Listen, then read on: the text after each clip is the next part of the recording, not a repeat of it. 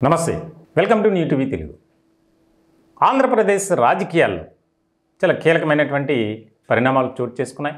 మరికొద్ది గంటల్లోనే ప్రభుత్వాన్ని ఏర్పాటు చేయబోతుంది కూటమి.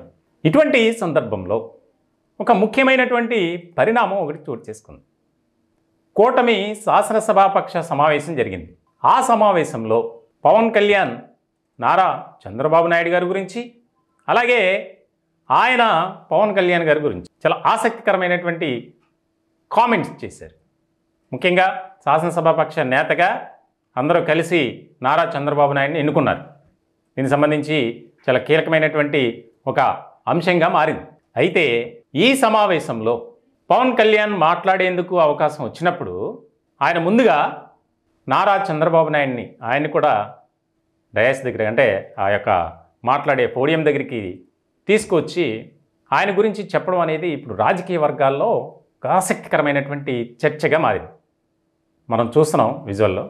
ఆయన తీసుకొచ్చి అక్కడకు నారా చంద్రబాబు నాయుడు ఆయన ఒక సుదీర్ఘమైనటువంటి రాజకీయ అనుభవం కలిగినటువంటి వ్యక్తి అని, ఆయన అరెస్ట్ నన్ను చాలా బాధించింది, మంచి రోజులు వస్తాయని నేను జైల్లో కలిసినప్పుడే ఆయనకి నేను చెప్పాను, అలాగే ఆ కుటుంబానికి అండగా కూడా నేను ఉండటం అనేది అప్పుడు నేను తీసుకున్నటువంటి నిర్ణయం, ప్రజలే దేవుళ్ళు అనేది నిరూపించారు, కాబట్టి మేము కూటమి తరపున ఒక మంచి పరిపాలన అనేది ప్రజలకు అందిస్తాం, ఎందుకంటే ఆయన చూసినప్పుడు నాకు చాలా బాధ అనిపించింది అని జనసేనాని పవన్ కళ్యాణ్ వేదిక మీద చెప్పడం అనేది చాలా ముఖ్యమైనటువంటి అంశంగా మారింది.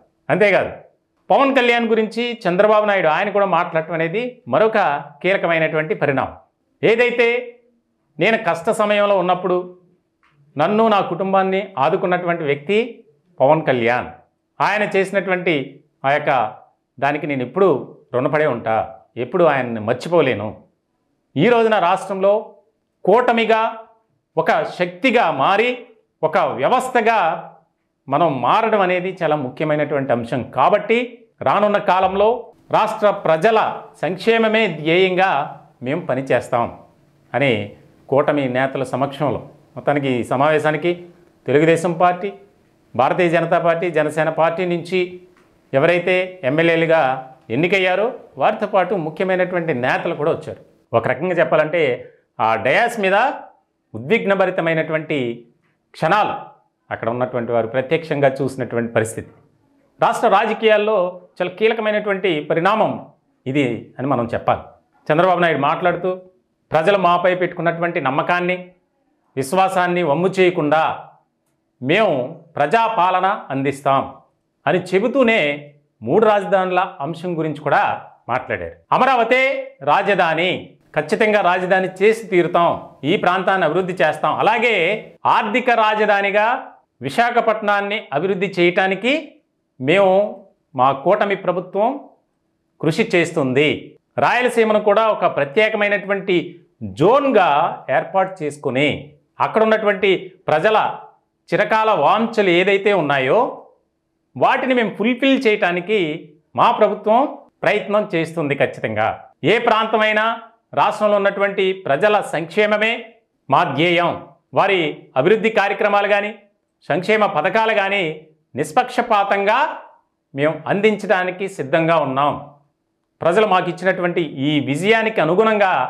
మేము కలిసి ఐక్యంగా ముందుకు వెళ్ళి పనిచేస్తామని చెప్పడం కూడా ఒక రకమైనటువంటి ఆసక్తికరమైనటువంటి పరిణామంగా చర్చగా మారింది. మొత్తానికి ఆంధ్రప్రదేశ్లో కొత్త ప్రభుత్వం, కూటమి ప్రభుత్వం ఏ రకమైనటువంటి నిర్ణయాలు తీసుకుంటుంది, బాధ్యతలు స్వీకరించిన తదుపరి ఆయన చాలా కొన్ని కీలకమైనటువంటి అంశాలకు సంబంధించినటువంటి ఫైల్స్పై సంతకాలు చేస్తారు. ప్రధానంగా పెన్షన్స్ కానీ, అలాగే డిఎస్సి కానీ, అలా ఆయా వర్గాల ప్రజలకు మేలు చేకూరే విధంగా ఒక నిర్ణయాన్ని తీసుకున్నట్లు కూడా మనకి తెలుస్తుంది. మొత్తానికైతే